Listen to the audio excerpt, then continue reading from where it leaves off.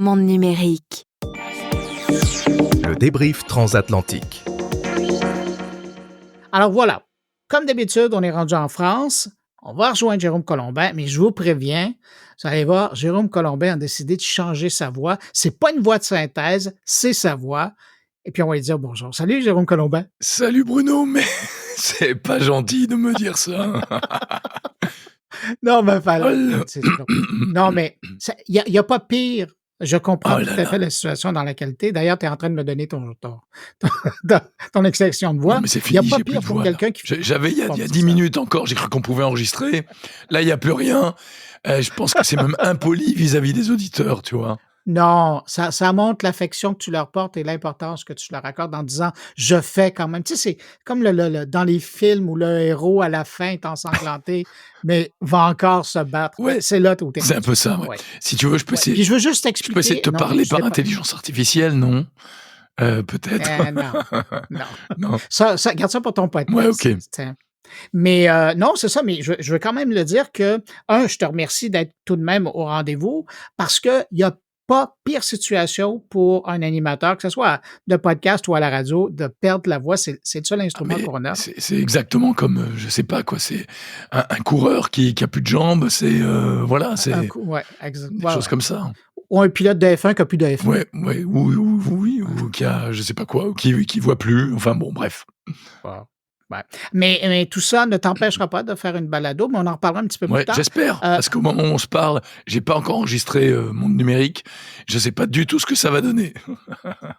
Moi, je te fais confiance avec ta voix de synthèse. Tu pourrais nous présenter quelque chose. Ça serait une émission expérimentale. Mais donc, ouais, je voulais te parler cette semaine parce que tu as vu comme moi le lancement, d'Elon Musk, c'était la semaine dernière, mais ça a fait parler pendant, tout le début de la semaine avec ses fameux, Optimus, ses robots. Ouais, Et là, la grande question, c'était, au début, c'était: «Oh wow, mais c'est merveilleux, ces robots fonctionnent». Puis finalement, on s'est rendu compte que, ben, ils étaient pas mal assistés par des humains. oui, que c'est pas tout à fait des robots, quoi. C'est des Ouais. c'est des machines télécommandées, en fait, et on l'avait, subodoré au début. Et là, on en est quasiment sûr. Maintenant, dans quelle proportion c'était télécommandé? Est-ce qu'on le sait? Ben, ce qu'on sait en tout cas, c'est que, ben, évidemment, bon, la marche d'entrée qu'ils ont fait, la procession, qu'ils ont fait, la parade, ça, ils l'ont fait, hein. Il y a pas d'humain qui était derrière eux en train de les pousser pour avancer. Sauf qu'une fois que ça a été fait, là, eh ben, il y en a qui sont rentrés derrière des tables pour, des comptoirs pour servir à boire et s'entretenir avec les gens. Il y a des robots qui étaient dans l'assistante pour s'entretenir avec les gens, puis il y avait les robots qui faisaient les chorégraphies. Ce qu'on s En tout cas, entre les branches, les robots qui faisaient les chorégraphies, ils ont appris à danser tout seuls. D'ailleurs, ça ressemblait à Ouais. c'était un mélange entre la danse d'Elon Musk ou celle de Donald Trump. C'était un peu particulier. Donc, eux, ils fonctionnaient tout seuls. Où on a eu de l'assistance humaine, c'était dans les robots, les Optimus, qui avaient des conversations dans la foule, parce qu'à un moment donné, on se rend compte qu'il y en a pas un qui a la même voix. Alors, oups, petit problème. Ça, c'est une chose. Mais l'autre Ne parle affaire, pas de voix, s'il c'est te plaît. non, je suis désolé. C'est un sujet délicat Ouais. aujourd'hui. Mais donc, où on a vu qu'il y avait vraiment de l'assistance à la machine et pas de l'assistance machine, c'était l'Optimus devenu barman. Et là, c'est amusant parce que moi, j'ai fait des recherches et je suis tombé sur un vidéo de démonstration de Tesla il y a quelque temps que ça avait été publié et où on voit la personne qui est en train d'entraîner le robot. Alors, on voit le robot d'un côté et on voit le technicien de l'autre côté et qui répète des gestes pour donner à boire à quelqu'un. Exactement les mêmes gestes qui ont été faits, puis on voit qu'ils sont connectés en temps réel ensemble et que le robot répond au même commandement.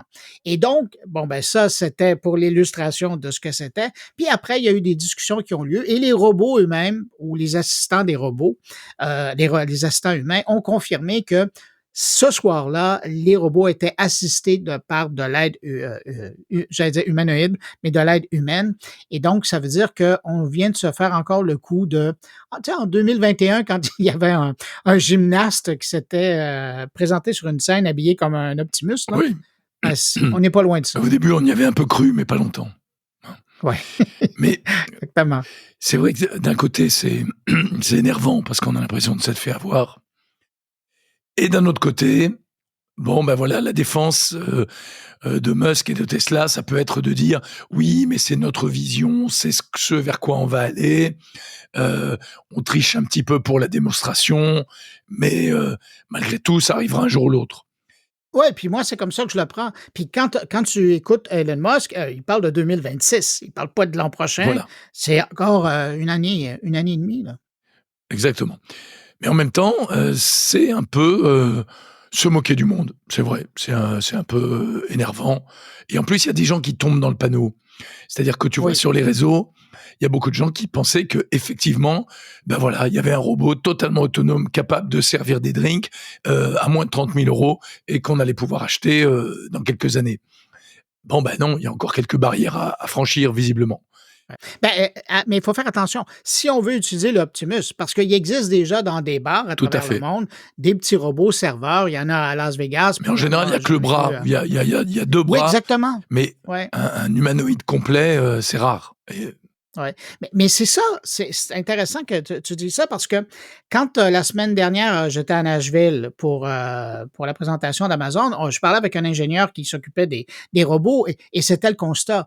On a énormément encore aujourd'hui de difficultés à créer un robot humanoïde, donc qui ressemble à un humain, mais on n'a tellement pas de problème à créer un bras, une tête, une jambe qui servent essentiellement à faire ce qu'on a besoin d'eux et pas d'avoir l'apparence humaine pour que ça soit plus agréable dans notre décor. Et c'est ça qui est intéressant. Donc, Elon Musk, surtout les ingénieurs d'Elon Musk, c'est un peu ça que le défi qu'ils ont, c'est d'arriver à ça. Mais parallèlement, en Chine, il y a des gens qui sont en train de faire ouais. ça et on en parle peu, mais ils sont quand même là. Mais tu as vu, Tesla a posté une vidéo quelques jours après, où on voit le robot qui se promène dans Dans le un bureau. entrepôt, dans le bureau, Ouais, pour dire: mais si, on sait faire des choses tout seul, je sais marcher, et cetera».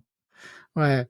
Mais bon, tu te souviens de la fameuse vidéo, ça date de quelques mois où, on voyait, Optimus plier du linge, ben, finalement, on s'est rendu compte, qu'il y avait une main humaine qui Ouais, était là pour l'aider. exactement.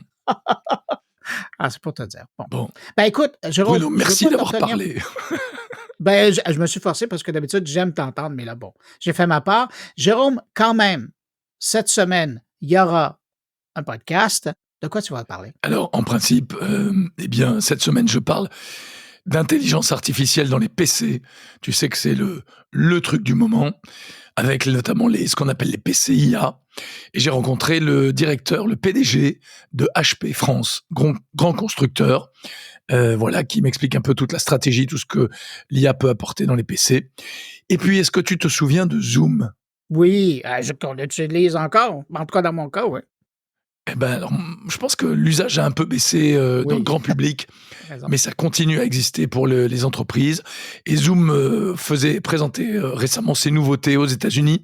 Et donc, j'ai interviewé ma consoeur Isabelle Spesanski, qui est allée sur place et qui nous raconte, avec même une interview d'une représentante de Zoom. Est-ce que ça a été fait par Zoom, cette entrevue-là? Pas du tout, c'est du vrai en one-to-one. C'est du Wow! vrai en face à face. Quelle technologie. Voilà. Bravo. Et sur ce, je vais aller me cacher parce que j'ai honte de parler comme ça. Voilà. Allez, ben, je te souhaite, prompt rétablissement. Et toi, Bruno, de quoi parles-tu cette semaine dans mon carnet? Ah ben, écoute, cette semaine, je parle avec, les créateurs de Antidote. Est-ce que ça dit quelque chose, toi, le Oui, correcteur c'est très linguistique? connu en France. Bon, ben, tu vois, C'est Antidote, canadien, maintenant, ça c'est fait québécois. oui, c'est québécois. Ça fait 30 ans que ça existe et cette semaine, ils lancent Antidote 12 et bonne nouvelle, ben, ils ont été à fond avec l'intelligence artificielle qu'ils ont rajouté. Ils ont rajouté une couche et là, donc, ils font ce que Antidote fait depuis très longtemps, mais bonifié avec l'intelligence artificielle. C'est assez, canon comme produit. Comme, je l'ai testé, ça fait quelques jours que je le teste, là. Donc c'est un dictionnaire, hein. Ah, c'est plus que ça, c'est un correcteur linguistique et Oui. même maintenant, tu as une fonctionnalité, un peu, tu sais, comme avec nos téléphones où il y a un autocorrecteur, ben, tu peux avoir cette fonctionnalité-là qui est branchée sur, Antidote 12 et donc en temps réel, il est là en train de t'assister, puis ça fonctionne mieux qu'un correcteur d'Apple, là, ou d'Android. Alors ça, c'est un truc. Sinon, le gouvernement du Québec a publié un avis sur l'impact environnemental des technologies numériques. Fort intéressant. J'ai parlé avec le président de la commission qui a signé ça. Et puis, on va parler avec un nouveau collaborateur de mon carnet. Je sais que tu le connais. Il y a bien des gens qui le connaissent. Je parle de Stéphane Berthommet, le podcastologue lui-même, Ouais. qui avait cessé de faire son podcast. Ben, je lui ai offert de venir faire un passage aux 2 semaines chez nous pour nous parler de la podcastosphère. Et il est là. Puis on va parler entre autres d'un sondage français qui vient d'être publié, un sondage CSA sur l'écoute du podcast en France. Très intéressant. Il y a des chiffres intéressants là-dedans. Ouais. Alors voilà, ça ressemble au menu de cette semaine. Super. Merci beaucoup, Bruno. Je te dis à la semaine prochaine. J'espère que je Allez. serai redevenu normal. Ouais, mais en attendant, je pense, essaye donc de signer un contrat de disque. Je pense qu'il y a peut-être Ouais. du potentiel pour toi. Maintenant que Johnny est plus là. Je vais tenter le coup. Je vais envoyer une maquette. Allumez le feu. Allez, Il est plutôt éteint, le feu, là. ben, la voix est éteinte, mais le feu, il est là. Salut, Ciao. Jérôme.